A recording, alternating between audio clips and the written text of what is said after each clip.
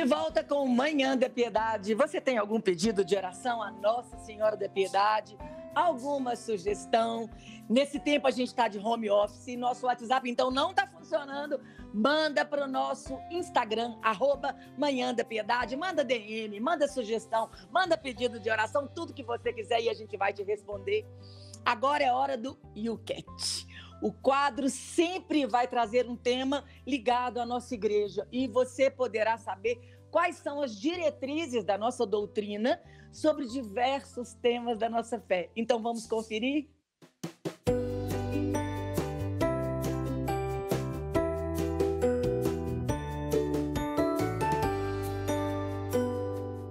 Bom dia, Padre Wellington Santos. Seja bem-vindo ao Manhã da Piedade. Uma alegria ter o senhor conosco. Sua bênção. Deus abençoe, Moninha. Bom dia, né, a todos que nos acompanham. Sempre gosto de expressar a alegria da gente poder viver esse momento muito oportuno nestas manhãs para poder falar sobre a doutrina da nossa igreja. Obrigado pela acolhida generosa mais uma vez, Moninha. Amém. Padre, a gente vai estar acabando a quaresma já vamos começar semana que vem. Domingo já é domingo de Ramos. Semana que vem começa a Semana Santa, propriamente dita. A gente começar a caminhada do Calvário. E aí eu pergunto uma coisa para o senhor. Se Jesus é 100% Deus, 100% homem, faz sentido eu afirmar que Deus sofre?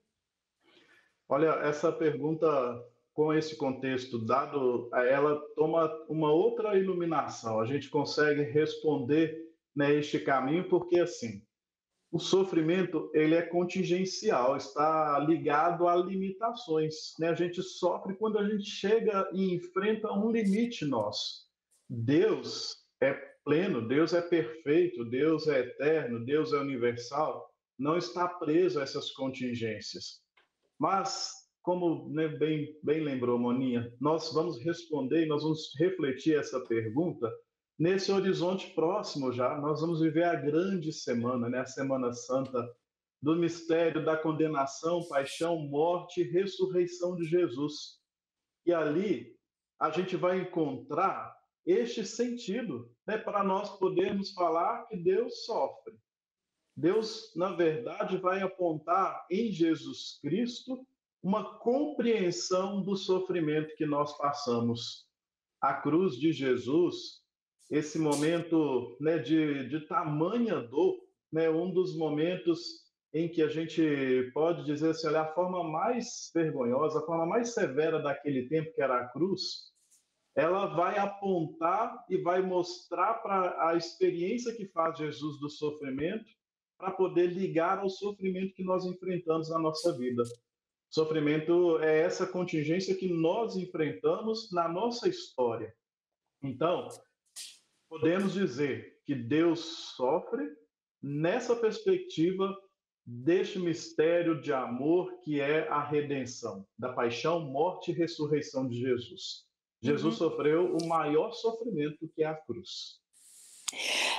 Padre, a gente percebe que as pessoas têm muitas dúvidas acerca de Cristo morreu por mim, pelo meu pecado. Que pecado? Elas têm uma dificuldade de entender. E aí eu pergunto para o senhor, como alguém pode carregar a culpa dos outros, até mesmo essa culpa do mundo? Como explicar dessa forma simples para as pessoas entenderem?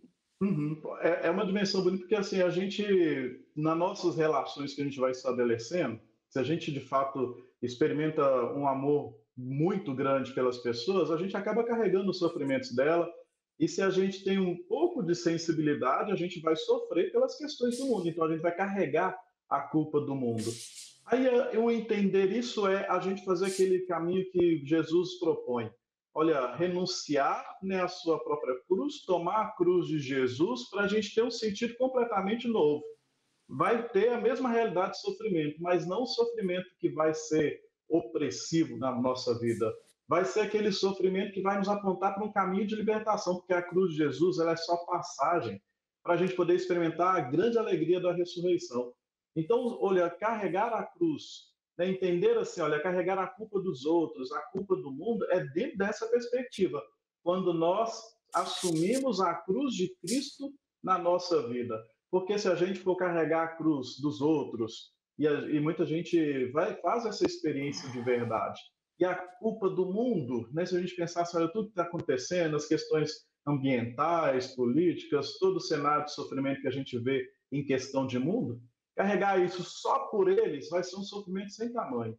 Mas carregar isso nessa perspectiva de que nós estamos carregando é a cruz de Cristo, a gente ganha um sentido novo, porque vai entender que isso é só passagem para a gente poder viver a alegria sem fim da ressurreição, Maninha. É saber que eu preciso passar pela cruz para eu chegar na ressurreição. Então, quando Exato. eu penso desta forma, eu posso dizer também que o sofrimento é uma expressão do amor? Exatamente. O sofrimento, quando vivenciado dentro dessa perspectiva, com o coração já lançado na experiência da ressurreição, é a expressão do amor. Agora, o sofrimento por eles mesmos, às vezes a gente vai assumindo uma atitude muito vitimista, né? Eu me coloco como vítima de tudo, aí o sofrimento, só dentro dessa perspectiva, isso não é expressão de amor, né? Isso vai ser só expressão de dor, né? Então, a expressão de amor nesse sofrimento é quando a gente consegue vivê-lo nessa perspectiva. É uma passagem. A gente está associando a nossa vida de Cristo para poder experimentar uma alegria sem fim, a da ressurreição, mano. O padre, o que Jesus quer nos mostrar quando ele permite ser tratado como um criminoso? Porque ele poderia não ir, né? E ele Uhum. fala: Pai, afasta de mim, mas que seja feita com tudo a tua vontade, não a minha. O que ele quer nos mostrar com isso? É uma pergunta bem complexa, Moni, e é interessante a gente refletir, porque, de fato, assim, olhando o entendimento, Jesus foi tratado como um criminoso. A morte, a execução da cruz, era a morte mais vergonhosa e severa daquele tempo. Tanto que nenhum romano poderia passar por esta morte, pela morte de cruz, de tamanha vergonha, de tamanha severidade, né, da morte na cruz. Aí a gente parar para poder pensar assim, olha, Jesus assume esse caminho, né, no Evangelho, né, do último domingo, nós vamos viver isso de forma muito intensa na próxima semana, a Semana Santa, né, Jesus faz o caminho da cruz em estrita obediência a Deus. Então, ele vai nos mostrar com isso, né, que nós precisamos fazer esse percurso, né, de entender que a gente rebaixa sim no sofrimento, porque Jesus rebaixa-se nessa realidade para tocar de verdade a nossa humanidade. Então, a gente vai fazer esse movimento de rebaixar mesmo no sofrimento para poder depois ser elevado, né, nessa expressão do amor infinito que Deus tem por nós. Então, o que é que Jesus quer nos mostrar? Que ele nos ama imensamente. Padre, por que Jesus, então, teve esse julgamento romano, como o senhor fala, igual aquela música fala, morreu pregado no madeiro romano? Por que o madeiro romano, se Jesus é judeu? É entendimento assim, Moninha. O Jesus, ele sofre ali uma condenação que era considerada naquele tempo uma das mais severas, uma das mais vergonhosas, né, que podia acontecer naquele tempo, na antiguidade. Então ele vai sofrer no madeiro, nessa condenação. Tanto que havia um decreto naquele tempo que nenhum romano podia ser condenado à cruz, de tamanha vergonha e severidade desse julgamento. E Jesus passa por este caminho, para a gente poder compreender uma força bonita, né, da intensidade desse amor de Deus por nós. De fato, tem essa música tão bonita, né, que fala dessa realidade, para poder mostrar que Jesus faz essa experiência. Jesus, ele experimenta uma morte vergonhosa, uma morte severa, para apontar um caminho para cada um de nós. Padre, eu queria que o senhor falasse, para a gente se preparar para viver uma Semana Santa plena, de um retorno ao nosso interior, com confissão, como que é a melhor forma de nos prepararmos para viver com intensidade a semana que começa? Então, nós vamos começar a Semana Santa. E é tão bonito, Semana Santa é uma experiência muito rica, né, para a nossa vida de fé. E, de fato, a gente tem que se preparar para viver esse momento fundante da nossa fé.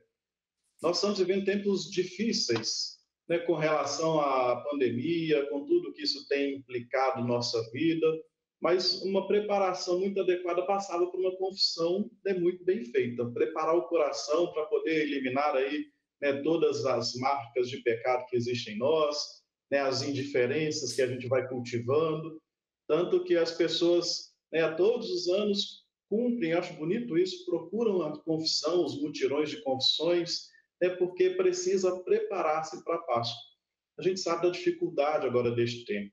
Então, fazer esse momento, né, de você fazer esse caminho de encontro com Deus, buscar viver a misericórdia e, em tempo oportuno, buscar a confissão, entender que o tempo da Semana Santa é o momento em que a gente vive nessa experiência de comunidade. Eu não posso reunir a comunidade toda, né, em vista aí de todos os decretos e etc. Mas eu reuni a minha igreja doméstica, né, minha comunidade familiar, para eu poder fazer a experiência. Esse é um dos caminhos, né, mas são muitas possibilidades de a gente preparar e preparar bem para viver a Semana Santa. Verdade, padre. E eu queria agora que o senhor deixasse suas considerações finais, se o senhor fizesse uma oração para a gente e a sua bênção. Sim, sim, agradeço mais uma vez, né, a gente está usando desses recursos para poder falar da doutrina da nossa igreja e poder fazer de fato, assim, olha, agora uma manifestação do desejo que cada um faça uma boa Semana Santa, para cada um viver bem nessa grande semana, com todas as limitações que mais uma vez teremos, mas façam com qualidade, para a gente poder experimentar a graça desse imenso amor de Deus. Deus nos ama muito, e a Semana Santa é a expressão disso. Então, uma bênção muito especial para todos que nos acompanham, para chegar aí aos lares de tantas pessoas, né, que estão aí fiéis acompanhando a Manhã da Piedade. O Senhor esteja convosco. Ele está no meio de nós. Abençoe-vos o Deus rico em amor e misericórdia, Pai, Filho e Espírito Santo. Amém. Forte abraço, Moninha. Fica com Deus. Amém, padre. Obrigada. Deus abençoe o senhor também, seu dia também, viu? Amém. E nós aqui, gente, agora vamos para um rápido intervalo. No próximo bloco, reflexão do Evangelho de hoje. Não saia daí.